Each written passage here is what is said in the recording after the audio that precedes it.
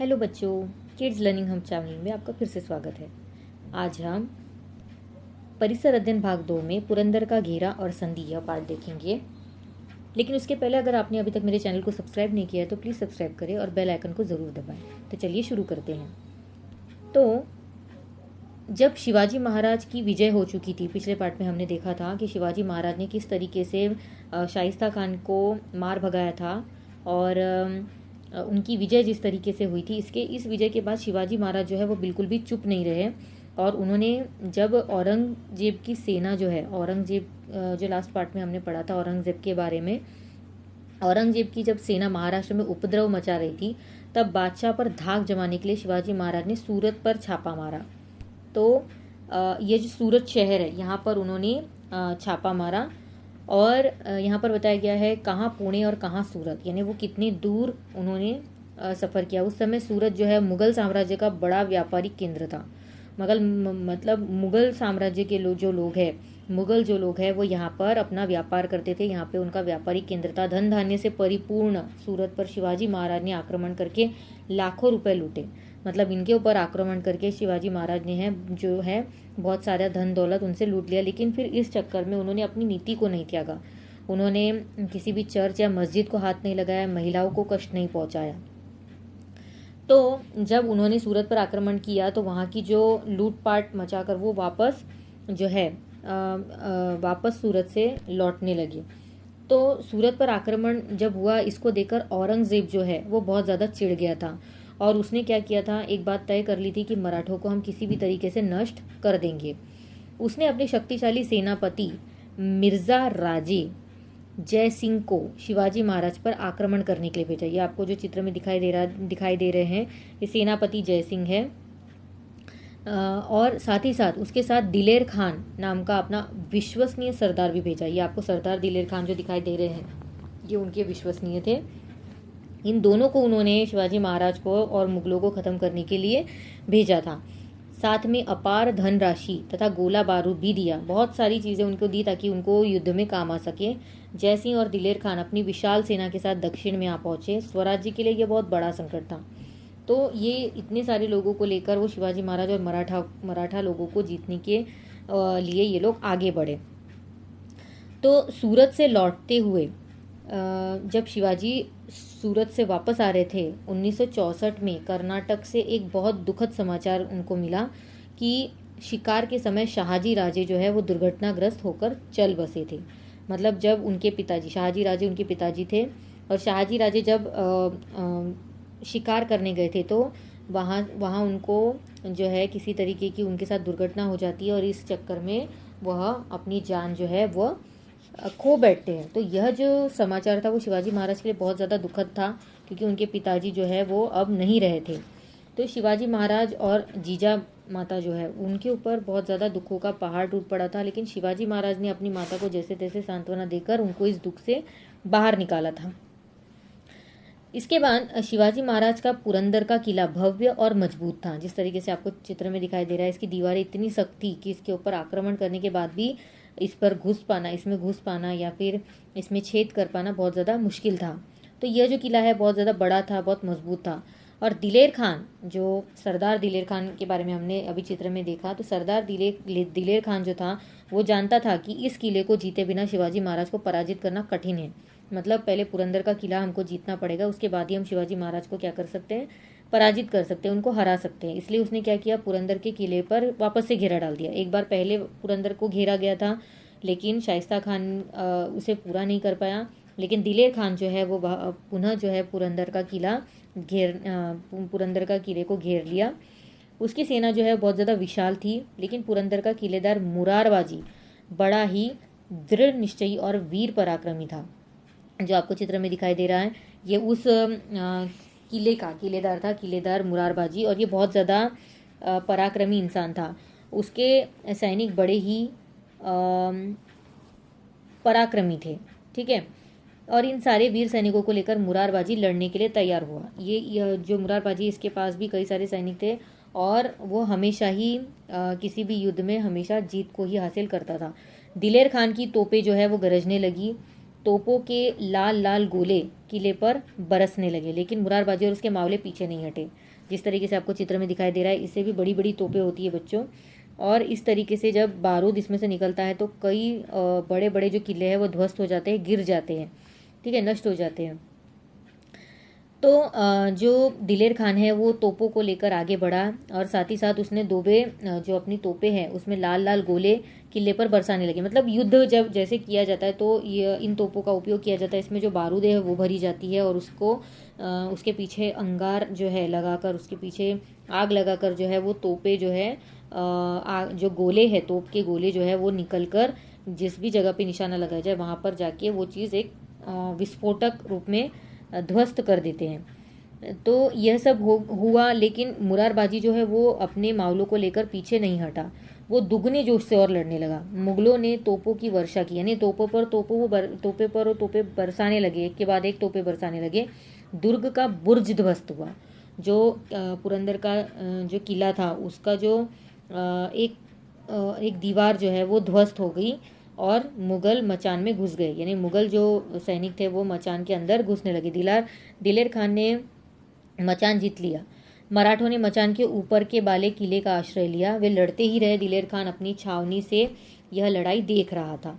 मतलब जो मराठा है वो अपनी जान बचाने के लिए या उनको हराने के लिए लड़ते रहे, लेकिन और जब उन्होंने तोपे दागना चालू कर दिया और वह मचान के अंदर घुसे, तो जो मराठा लोग हैं वो मचान के ऊपरी हिस्से में भागने लगे, ठीक है।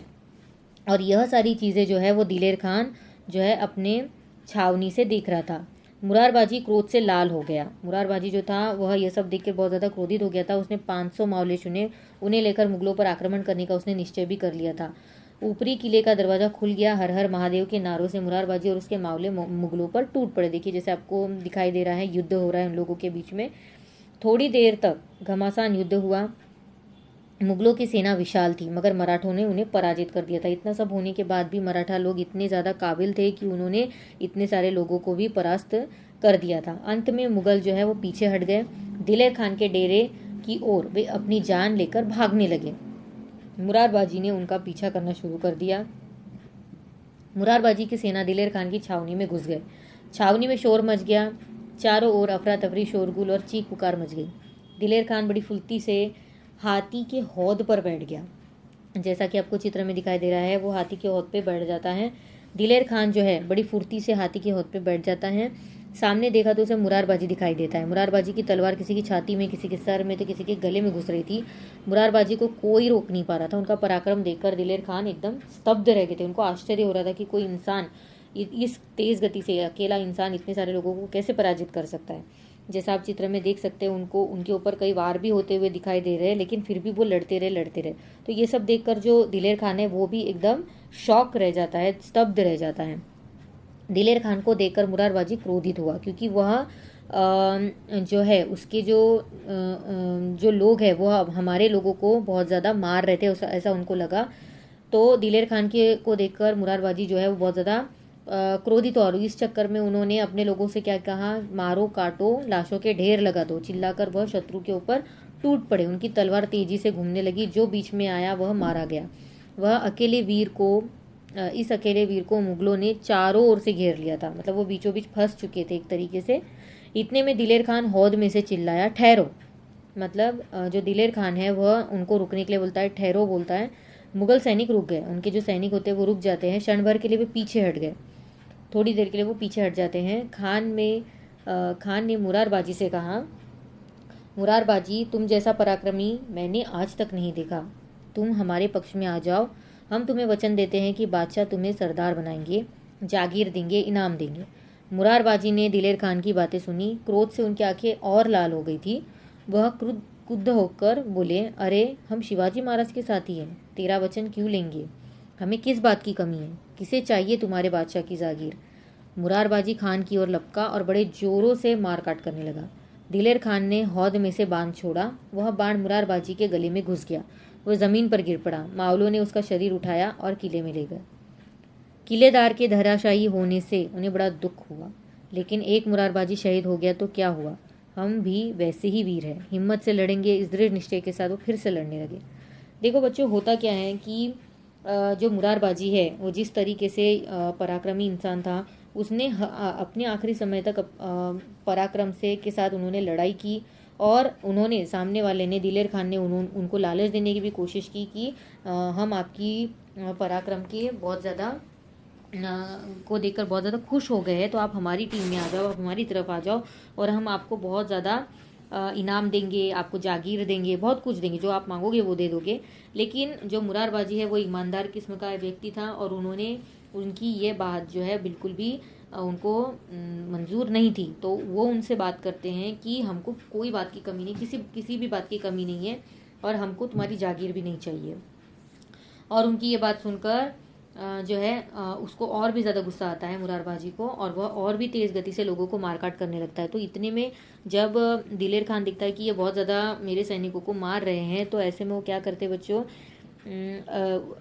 जो हाथी के हौद पर वो बैठे रहते हैं वहाँ से वो तीर चलाते हैं, किसके ऊपर, मुरारबाजी के ऊपर, और वह तीर सीधा मुरारबाजी के गले में घुस जाता है, और वो ज़मीन पर ही गिर पड़ते हैं, वो वहीं पे उनकी मृत्यु हो जाती है। तो जैसे वो ज़मीन पे गिर जाता है, तो उनके जो लोग हैं, मराठा जो लोग हैं, वो उनको उठाकर अंदर की ओर ले आते हैं, और उनको देखकर उनको बुरा तो बहुत लगता है, लेकिन उन्होंने वो लोग का निश्चय ऐसा होता है कि एक मुरारबाजी शहीद हो गया तो क्या हुआ, हम भी वैसे ही वीर हैं, और हम भी बहुत ही दृढ़ निश्चय के साथ आगे बढ़ेंगे और लड़ेंगे, और वो उनको छोड़कर आगे बढ़ने लगते हैं।